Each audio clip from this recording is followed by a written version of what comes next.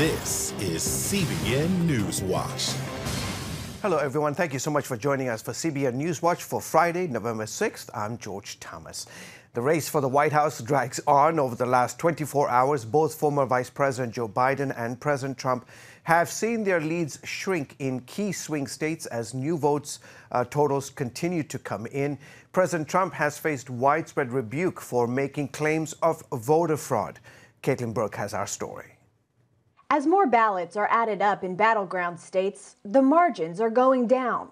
In his first press conference since election night, President Trump maintained he's won. If you count the legal votes, I easily win. Critics call Trump's claim baseless and unfounded. However, instances of voter fraud are beginning to be reported.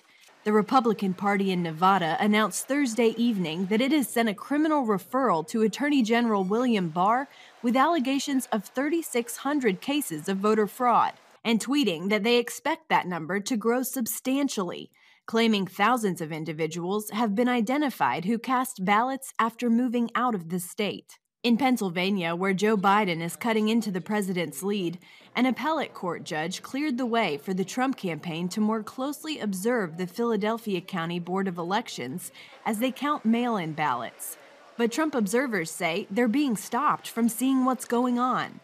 Trump campaign senior advisor Corey Lewandowski tweeted out a video showing a city attorney still preventing them from getting within 6 feet of election workers. This makes it look like a kangaroo court. We deserve better, and we're not leaving till we witness every single vote that transpires in here. In Georgia, with 99% of the ballots in, Biden pulled ahead early this morning by just a little over 900 votes. The Trump campaign now likely to request a recount considering the razor-thin margin. And while the president is steadily gaining ground on Biden in Arizona, the results won't be known in either North Carolina or Nevada for days yet. Neither state likely to share their final election results until next week. Former Vice President Biden urged patience in a short appearance Thursday. We have no doubt that when the count is finished, Senator Harris and I will be declared the winners. So I ask everyone to stay calm, all the people to stay calm. The process is working. Finally, it's not just the White House at stake. Whether or not Republicans maintain control of the Senate could come down to the races in North Carolina and Georgia. Both states are still extremely tight, and Georgia has 2 Senate seats up for grabs this year, with one or possibly both of them going to a runoff on January 5th. So it's possible that we may not know which party controls the Senate until early next year. Caitlin Burke, CBN News.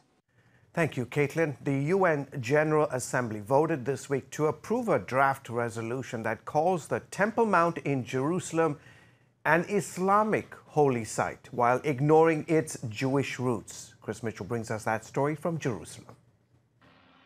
Israel's ambassador to the UN said the vote proved the UN General Assembly was, quote, detached from reality, and said it was a disgrace. He pointed out that in contrast to the UN vote, a growing number of nations are acknowledging that Jerusalem is the undeniable capital of the Jewish people and the Jewish state. The representative of the Palestinian Authority said the resolution was fully in line with international law. While 138 countries approved the measure, 9 voted against it, including Israel and the United States. The vote comes while the United States is encouraging more nations to recognize Jerusalem as the capital of Israel and move their embassies there. The African nation of Malawi is the latest country to signal it will move its embassy. Malawi's foreign minister met Thursday with Israeli Prime Minister Benjamin Netanyahu. So far, only the United States and Guatemala have moved their embassies to Jerusalem. One encouraging note for Israel is that the number of countries that supported the text of the UN resolution dropped from 154 last year to 138 this year. That could be a sign of growing recognition of Israel's claim to its ancient capital and the influence of the Abraham Accords. According to the Bible, the Temple Mount is the location of the first and second Jewish temples, first built under King Solomon, then rebuilt hundreds of years later after Israel went into exile. Chris Mitchell, CBN News, Jerusalem. The UN vote isn't the only one Israelis are keeping a very close eye on. They are also watching the U.S. presidential election. Middle East Bureau Chief Chris Mitchell joins us live from Jerusalem to discuss this very issue. Chris, thank you so much for joining us. Here in the U.S., as you know, we're all holding our collective breath to see who will win the White House. What's the atmosphere like over there? Well, George, everybody's holding their breath here as well. I mean, what's going to happen here, what's going to happen there for the presidential election, as you know, is going to have a profound impact not only on Israel, but the entire Middle East, much for that matter, the rest of the world. And I know the outcome right now is something they're waiting and watching right now. We'll see what happens.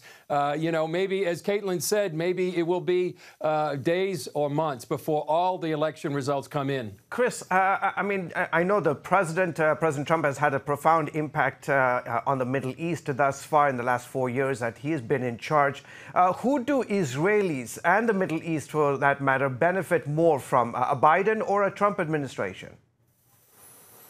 Well, George, it would be really depending on who you ask. If you ask the Palestinian Authority, they're going to say they're hoping actually for a Biden win because that will shift the attention away from the Abraham Accords back onto them, and that's exactly what they want. Take a look at Iran. They're going to likely hoping for a Biden win, too, because what they're going to get, it would be relief from sanctions and a renewal of the Iranian nuclear deal. However, others here in the Middle East, especially here in Israel, they would see that as a disaster, a danger to Israel and also the rest of the Sunni Middle East. In fact, one Israeli minister said it would lead to war, and it would likely end the Abraham Accords, as we've seen.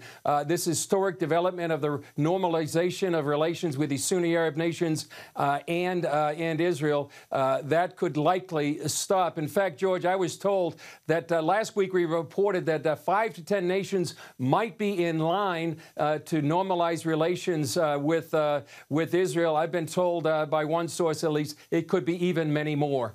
Terrific. Chris, we'll have to leave it there. You are the host of this awesome show called Jerusalem Dateline, and that's going to be up this weekend. Make sure that you are able to catch his reports from the Middle East and from his awesome team tonight, as always, right here on the CBN News Channel at 9:30 Eastern.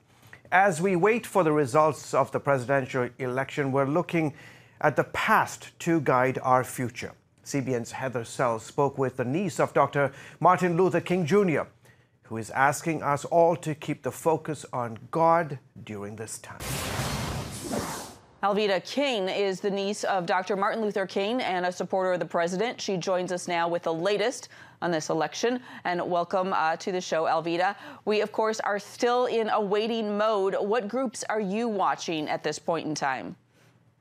Well, honestly, I'm praying. I'm still talking to evangelicals. We're praying together.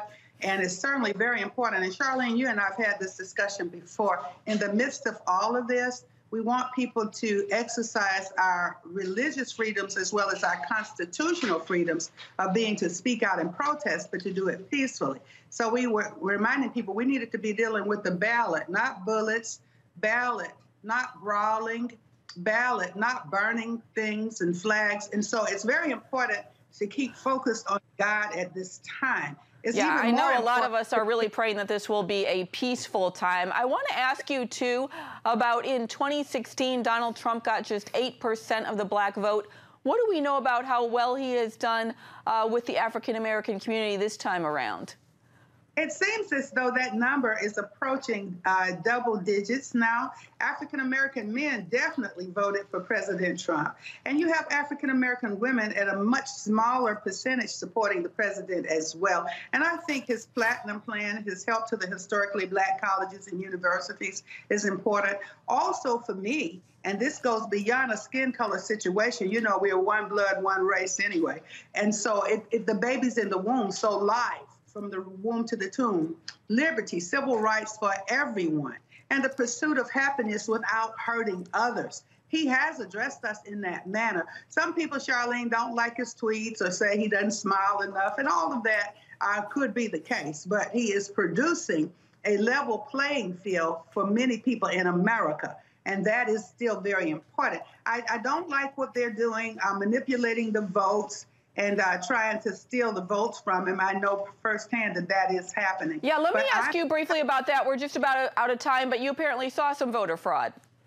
I actually did. Someone very close to me went in to vote, and he was given the ballot, the ballot information and all that, but he was not asked to sign anything. And so he says, don't I have to sign something? They said, oh, no, just go vote. If he had not insisted, gone to somebody else in that polling place and said, I need to show my ID, sign my name, his vote would not have counted. So we do have voter fraud, and anything is trying to keep votes from President Trump. Now, but the black folks did get out and vote this time. I'm so excited about that. I voted early. Well, I think that's something everyone can agree on, is that we're all pleased that more people voted this time. We are out of time. Alveda King, thanks so much. Thank you. Bye. Coming up, followers of Christ suffering across the globe. Just ahead, we'll look at what's driving the persecution of Christians.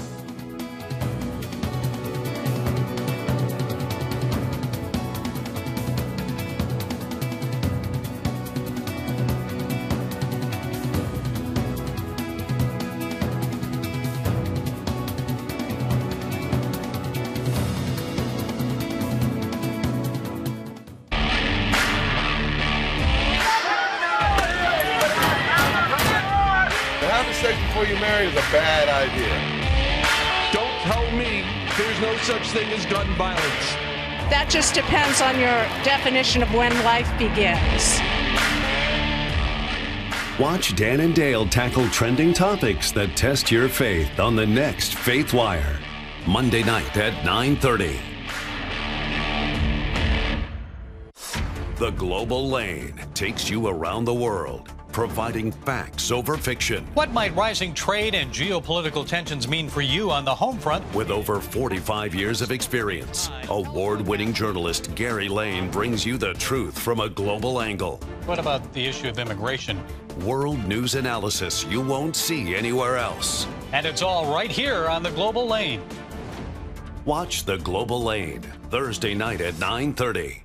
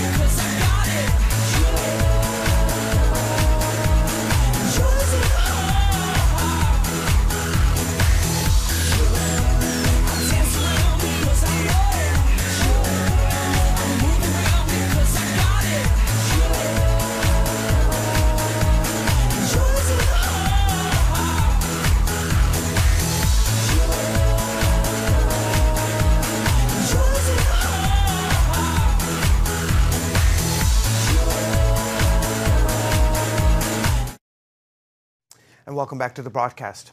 Executions, genocide, torture, unimaginable suffering worldwide. 260 million Christians are persecuted for their faith each day. In 2020, Christians face more danger than ever before. Gary Lane takes us to some of the most perilous places on earth to follow Christ.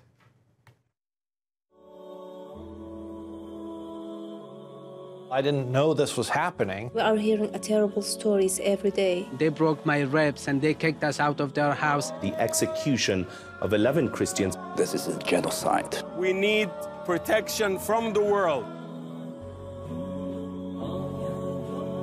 Allahu Akbar. Around the world each day, 260 million Christians suffer for their faith, and the persecution is steadily getting worse. 2,983 Christians died for faith-related reasons last year. Nearly 9,500 churches were attacked. North Korea tops the Open Doors watch list of worst offending countries. There are 60,000 Christians in labor camps for owning a Bible, and many of them die there. The North Korean government doesn't just arrest you if you're found to be a Christian. They arrest your parents. They arrest your children. They want to completely wipe out even the idea of a different God than the Kim family. In neighboring China, Christians say they face the worst persecution since Chairman Mao's Cultural Revolution. And high-tech surveillance, including facial recognition software, is part of the communist government's effort to limit Christian activities. Voice of the Martyrs radio host Todd Nettleton says Beijing's goal is to place 600 million active surveillance cameras around the country by the end of this year. If you think about trying to deliver Bibles, or you think about trying to meet secretly, how are you going to do that when the government is literally watching everything you do? Open Doors President David Curry agrees. China is building what I think is a blueprint, a roadmap of persecution for other regimes around the world. And they're doing it with surveillance, with a social score that measures Christian behavior, attending church, taking your kids to Sunday school, as a negative thing. Elsewhere, Islamic extremism is a major driver behind persecution of Christians, and it's not slowing down. In fact, Curry says it's intensifying, particularly in a region of Africa known as the Sahel. It's a sub-Saharan collection of countries from the west coast of Africa all the way to Eritrea on the east coast. They don't recognize borders. They want to set up a caliphate in Cameroon, Chad, Niger, and now in Burkina Faso. So they're looking to spread out from northern Nigeria.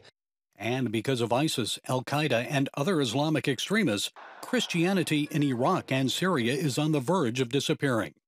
Prior to the fall of Saddam Hussein, nearly 1.5 million Christians called Iraq home, and more than 1 million lived in Syria prior to war there. Today, no more than 250,000 Christians live in each country.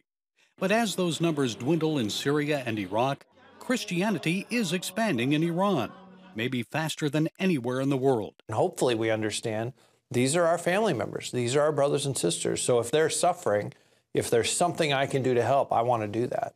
At the urging of the United States, 27 nations have formed a new religious freedom alliance to combat worldwide persecution.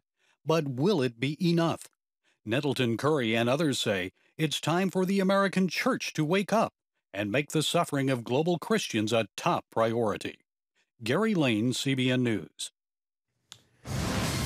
Thank you, Gary. Still ahead, a community falsely accused of spreading the coronavirus. Why Orthodox Jews are blaming state government. Introducing the CBN Bible from CBN.com. Now, an easier way to study the Bible and grow in your faith. Highlight your favorite verse. Read separate versions at a glance. Click and read a commentary. Or cross-reference your favorite verse using the Strong's Concordance. All the right tools to study the Bible, all in one place.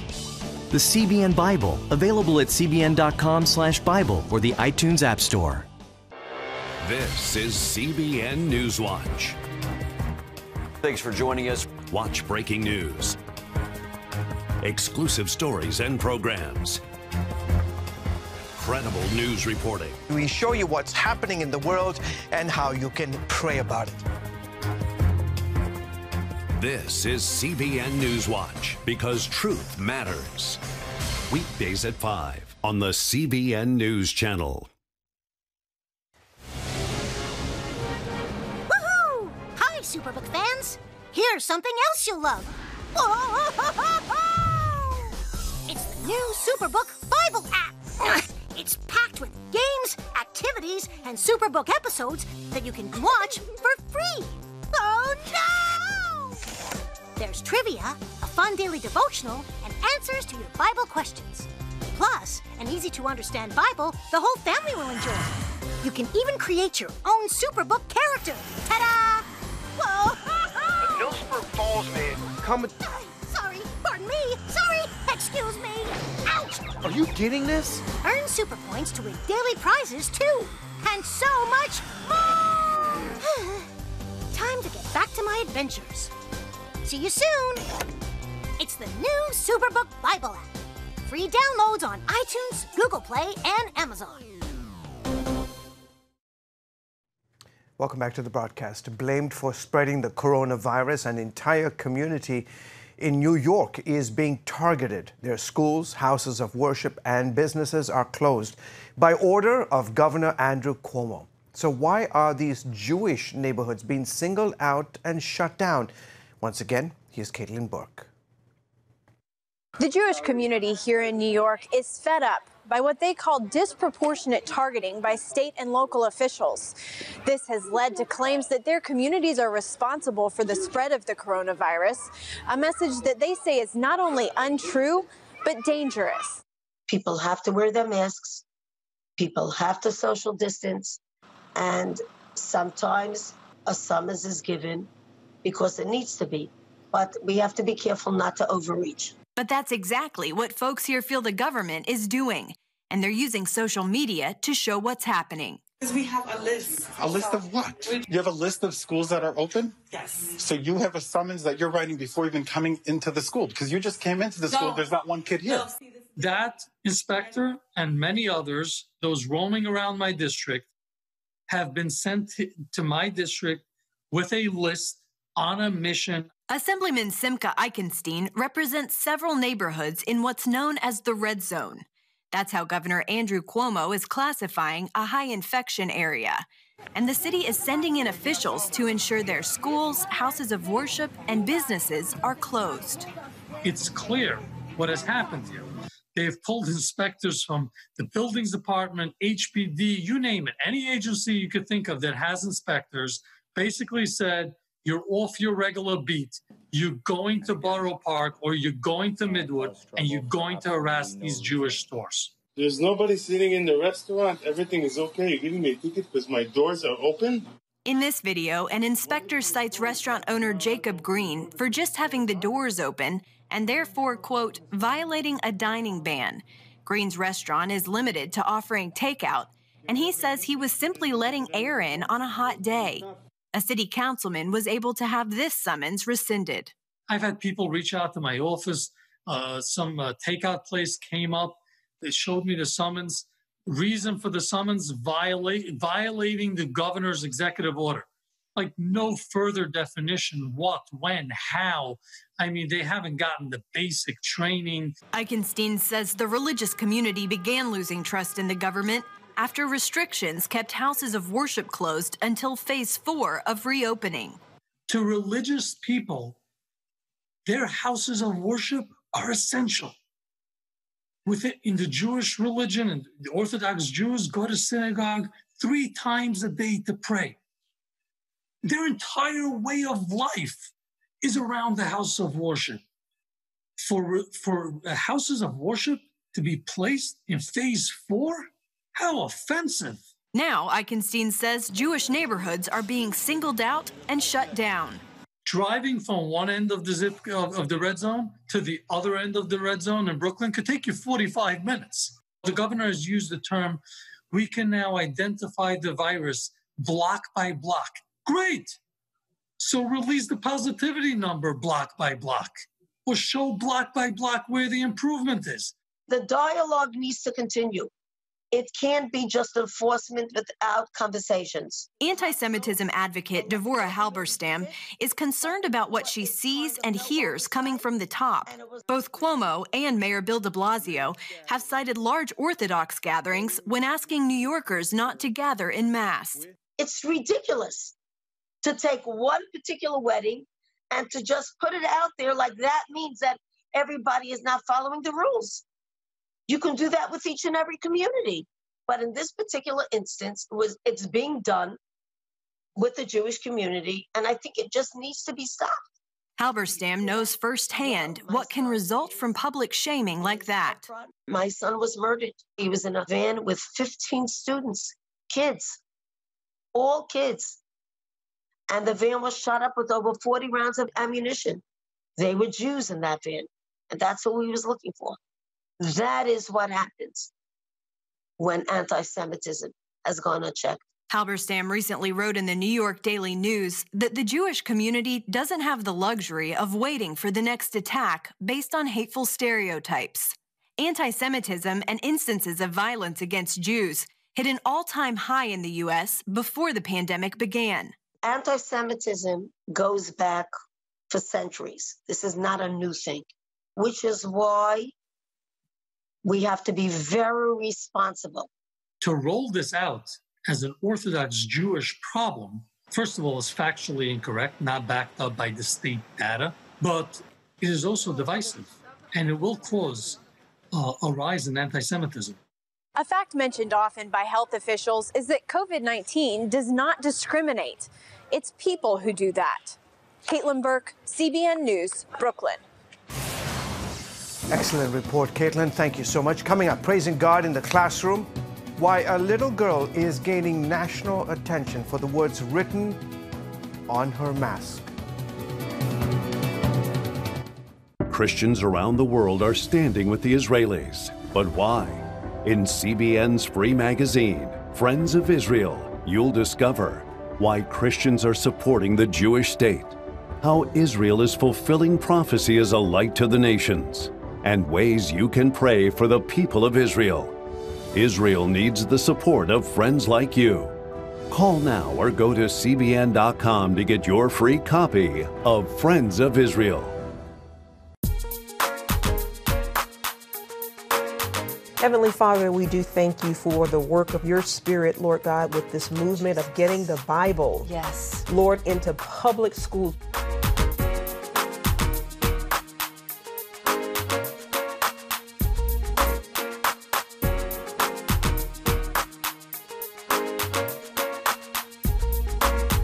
Watch The Prayer Link, Tuesday nights at 6:30. Hey, if you're tired and exhausted all day, you can't think clearly, and you really just need a cup or even a pot of coffee to get through your day, then join me, Dr. Josh Axe, for this new series where I'm going to teach you how to transform your diet and use essential oils and supplements to get a better night's sleep. Protect your sleep and live your best life with innovative information from 5 leading sleep experts. If you're not a great sleeper, you can do things to make yourself a great sleeper. If you're already a pretty good sleeper, you can enhance your sleep and be even better. Discover a sleep-enhancing bedtime routine, how to put insomnia to rest, learn how to relieve pain that disturbs sleep, and much more in Protect Your Sleep. Everything you do better with a good night's sleep. Wake up to your best life. Call 1-800-700-7000 to get your free DVD or booklet of Protect Your Sleep today. Don't miss out on this brand new series. Get the top political news and analysis from Washington on Faith Nation, tonight at 6 Eastern, only on the CBN News Channel. And finally on our broadcast today, a Mississippi school district banned a 3rd grader from wearing a mask that said, "Jesus loves me." Now fellow believers are running to her defense. The group Alliance Defending Freedom is representing Lydia Booth in a lawsuit against the school. They say she is being denied her First Amendment rights to free speech. Lydia told her parents she wears the mask because she wants to be a missionary. Good for her. And her courage, by the way, is being noticed by people across the country. Recording artist and worship movement leader Sean Foyt praised Lydia's boldness in a tweet Wednesday. Well, folks, that's it for this edition of CBN NewsWatch. Remember, you can find more of our news programs on the CBN News Channel anytime or online with cbnnews.com. Also, tell us what you think about the stories you've seen by emailing newswatch@cbn.com or reach out to us on Facebook, Twitter, and Instagram. From all of us here from the headquarters of the Christian Broadcasting Network, have a fantastic rest of this Friday. Goodbye and God bless.